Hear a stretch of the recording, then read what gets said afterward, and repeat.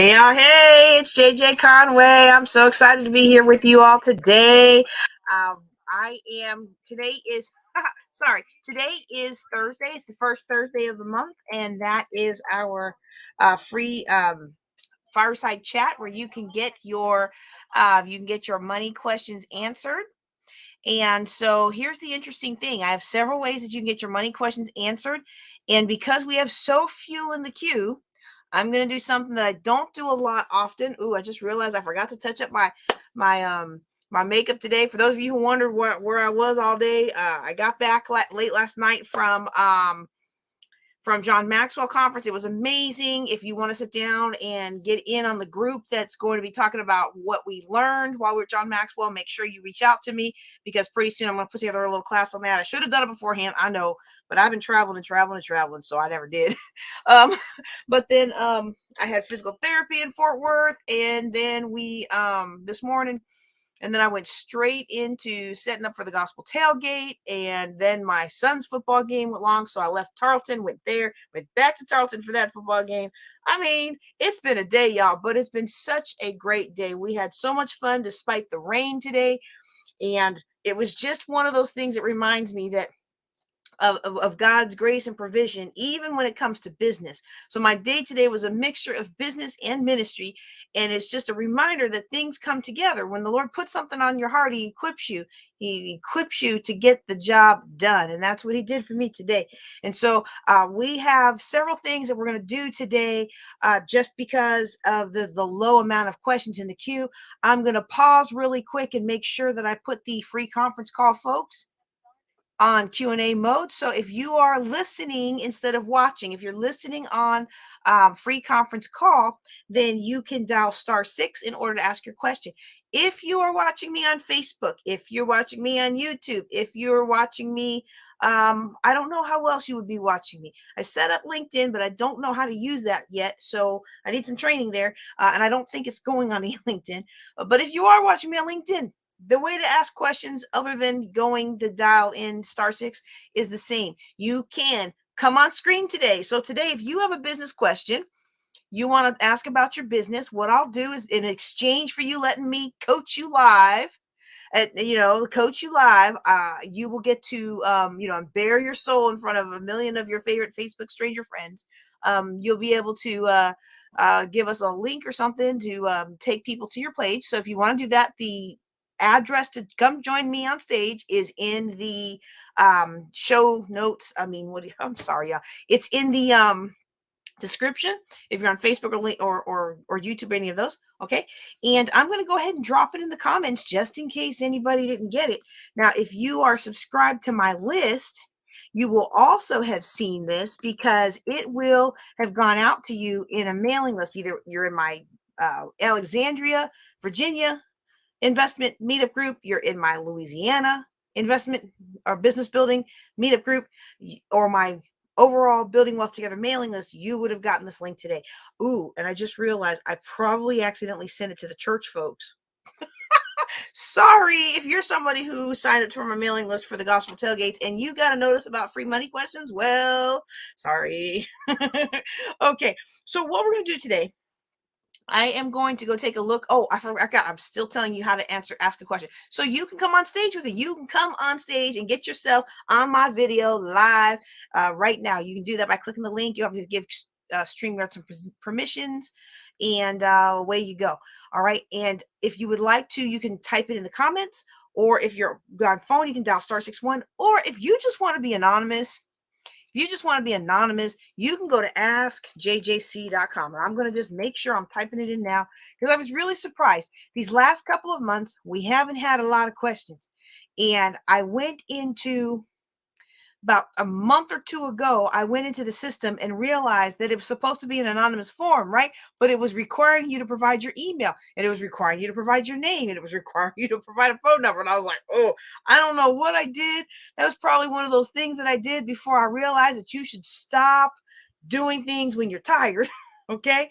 So there's a form, and people couldn't really use the form for what I wanted them to use it for, because it was supposed to be anonymous.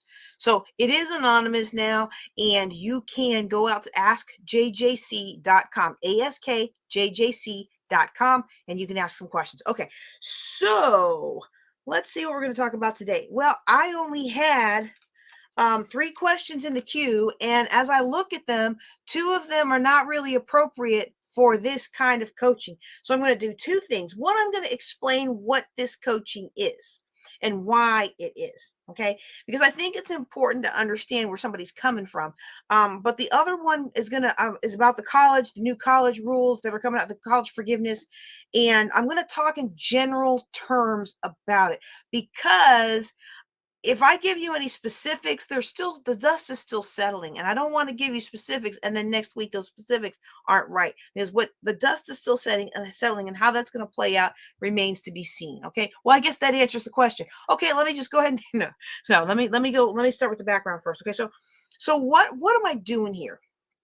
These Thursday night classes. These Thursday night classes really are an opportunity for me to create a pathway for people that I needed when I was 800 something thousand dollars in debt.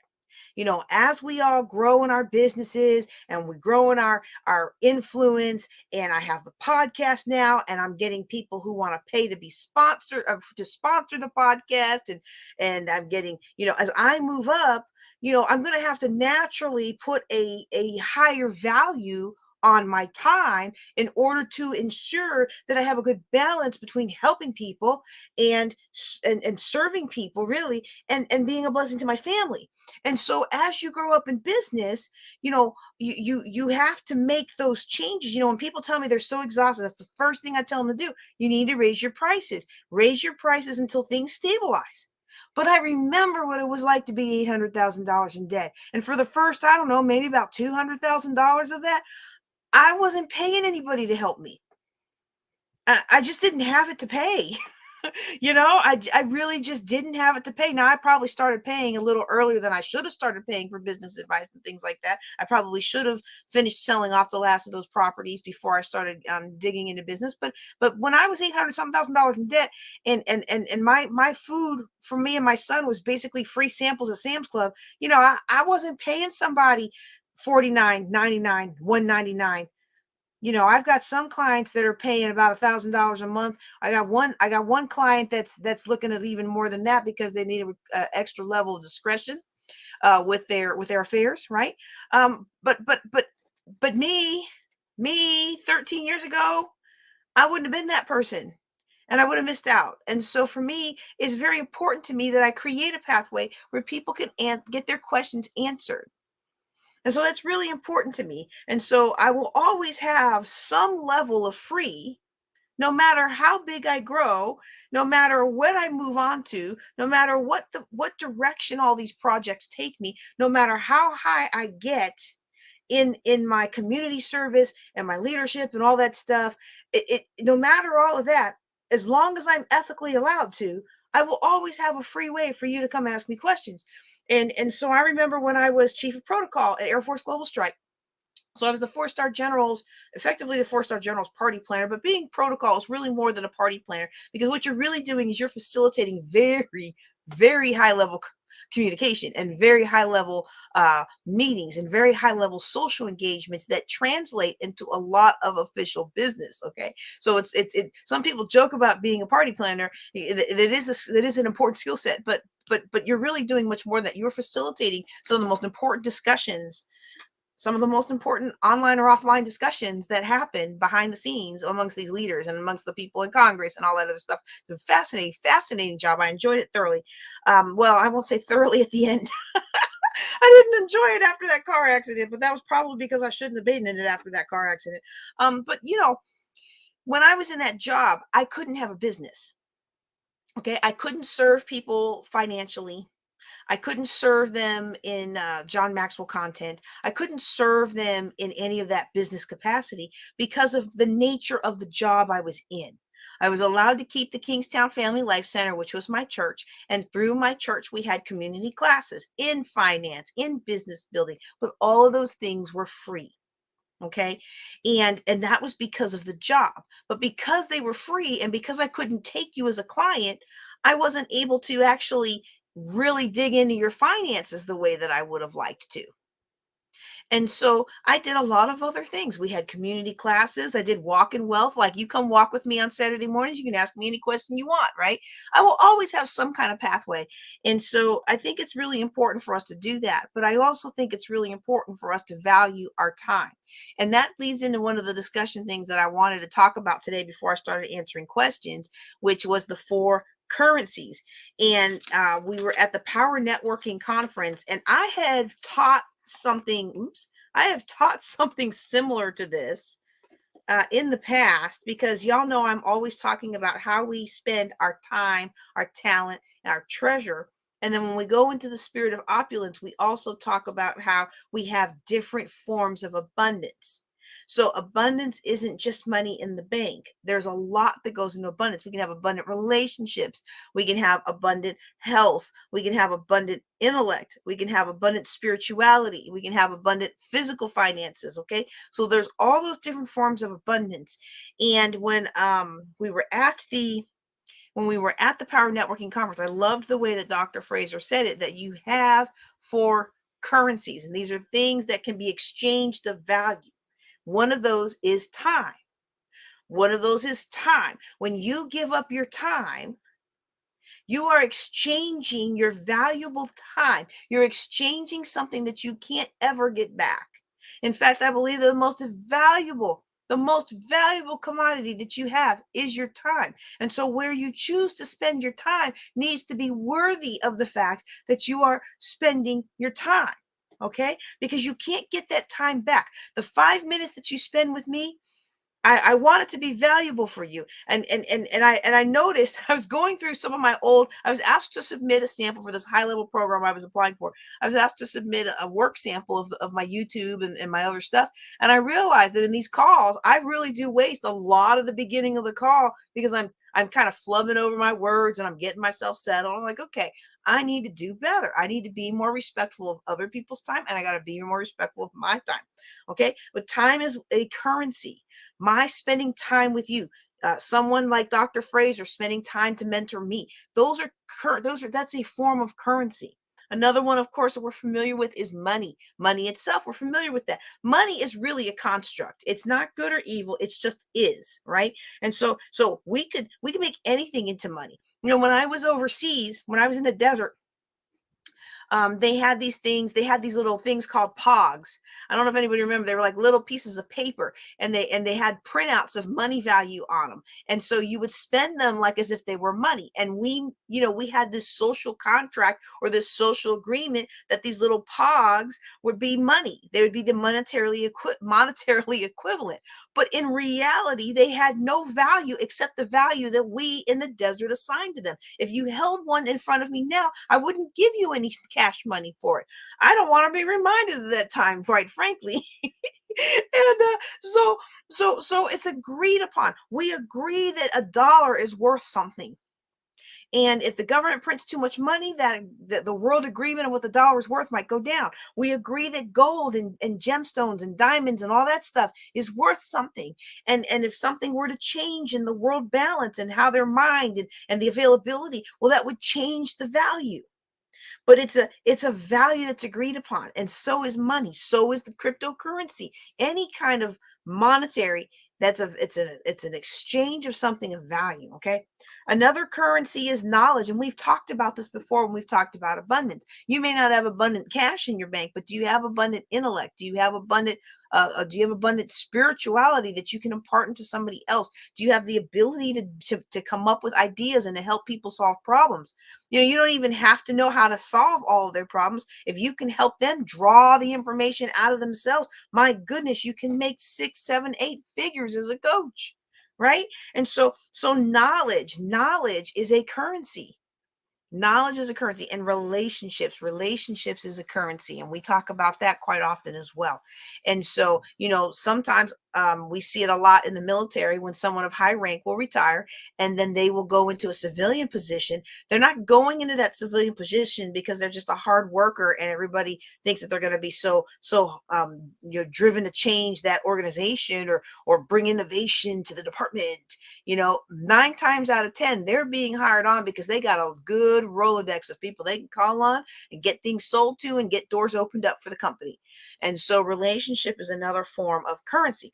Now, if you enjoyed that little high level overview and you want to dig deeper, and I want you to shoot me an email or I want you to comment in the chat, dig deeper, and I will reach out to you one on one and let you know about the session that I'm putting together.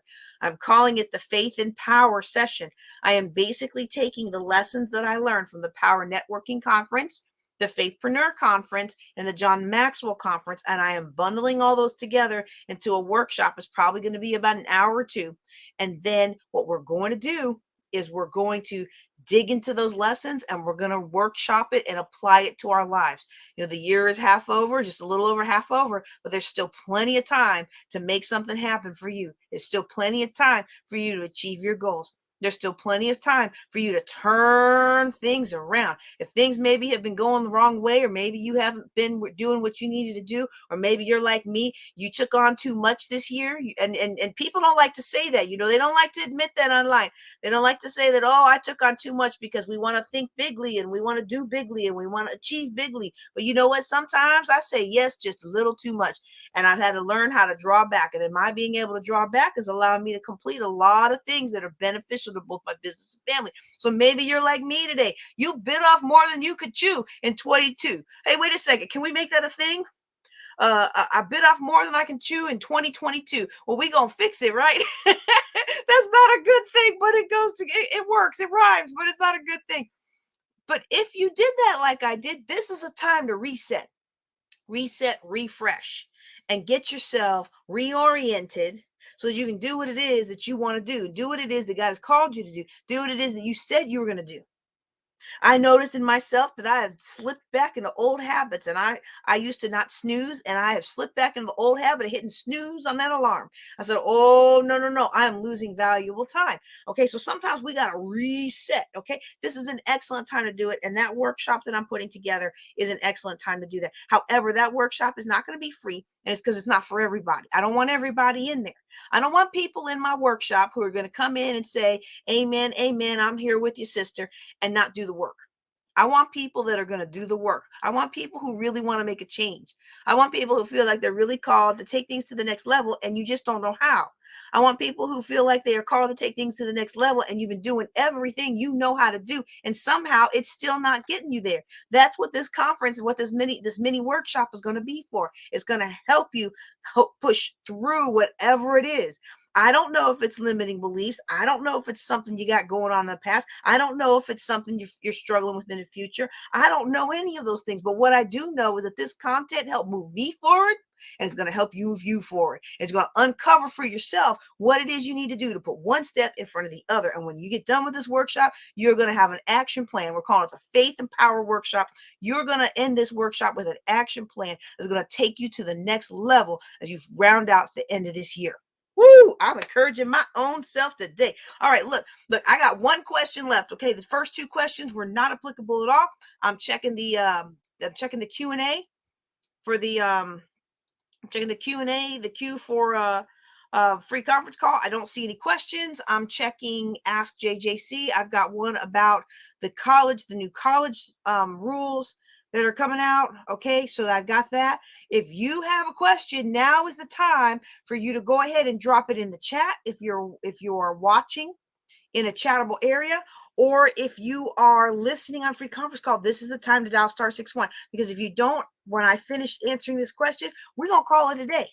Now, I know that normally these calls used to go like 2 hours, right? Because I was answering questions for like 2 hours. But you know what? I haven't seen my husband in a couple days. And while he totally chuckled when I said, yeah, I'm going to make this a short class today because I don't have many questions. And he said, every time I say it's going to be short, 20 people jump in and we ask questions all night because I'm going to stay till the last question is answered. That's how I build a business, right? And he's cool with that. But I was like, no, I don't think we got a lot of people going on tonight. I think everybody who wanted to ask a question is probably still at that game.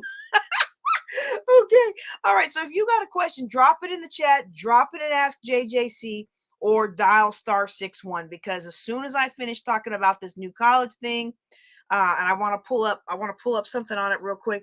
As soon as I talk about this college thing, Then we're going to call it a night if I don't have any questions. Okay. And so here's the thing: a lot of people are talking about all of this, about this, the student loan forgiveness, and it was like so exciting. People were so excited about this college loan forgiveness, this debt relief plan. Okay. And so what we have to realize is, first of all, this is a plan. Okay. It's not a process yet. All right. And so a plan is okay. There's nothing wrong with planning. You got to start somewhere. Right. And so you've got this three-part plan that they have put together that's going to give American families some breathing room when it comes to dealing with their college loans, especially in light of COVID. Okay. Now, look, I don't know about you, but I steady get things from the IRS saying we're gonna pay, not from the IRS. I steady get emails, and I steady get all this mail, and I steady get all this stuff that says, "Hey, we're gonna give you money for COVID, and we're gonna give you this, and we're gonna give you that." Well, I don't get it. Maybe I make too much. I don't know, but I don't get it. I don't get the check. So I want everybody to be. I'm not trying to be a downer about this thing, but I want you to be cautioned.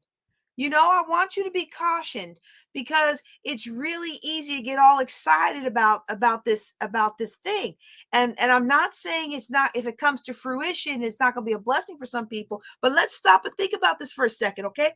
How many of you who are watching me are from Louisiana? So I spent the last 4 years in Shreveport and Bossier City. My business, I still have a business in Shreveport. I'm now 2 years in Texas. How many of us live in places where they have programs like Louisiana Tops, where if you score high enough, apparently your college education is supposed to be free? Great program, right? Yay, Louisiana. We don't do high school well. We're number 49th in the nation, but we going to send you to college for free. Yeah, except we're not, because we don't fund the program.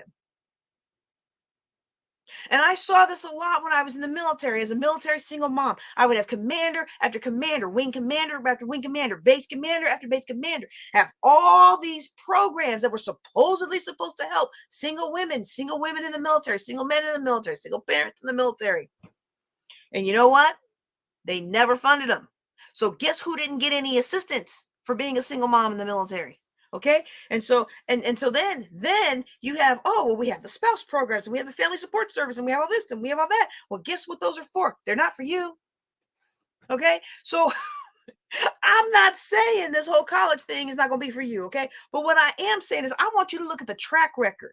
Look at the track record of people who are making promises. You look at the track record of people who are making promises, you will find that a lot of people make a lot of promises, and they put a lot of programs on the books. But who do you know that actually got the money? And I'm not talking about the loans. I'm talking about who, no kidding, got their forgiveness.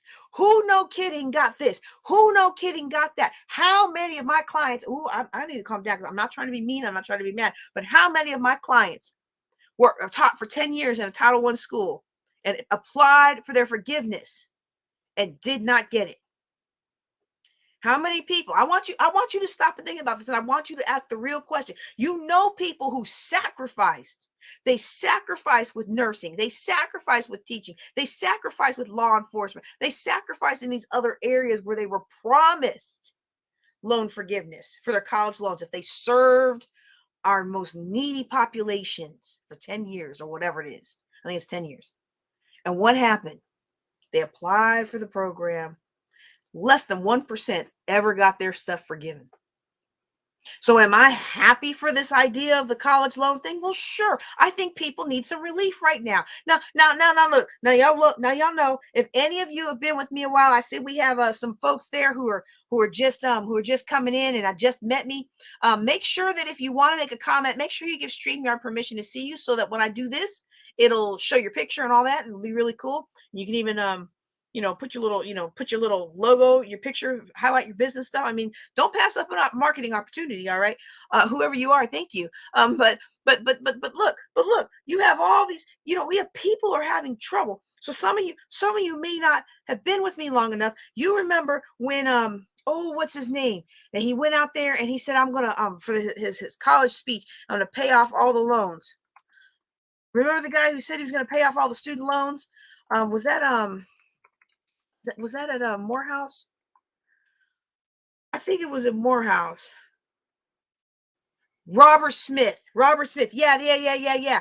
Said he was going to pay off all the student loans in this commencement address. And you know what was the first thing that came to my mind, y'all? Look, I know this is trifling. I know it's petty. But let me tell you, the first thing that came to my mind is, well, I didn't have any college loans. Now, I didn't go to that school. Okay, clearly I'm a woman. I didn't go to that school. But I went to the Air Force Academy. But I remember thinking to myself, if I had gone to that school, I wouldn't have took student loans because of my family nature, I knew not to do that.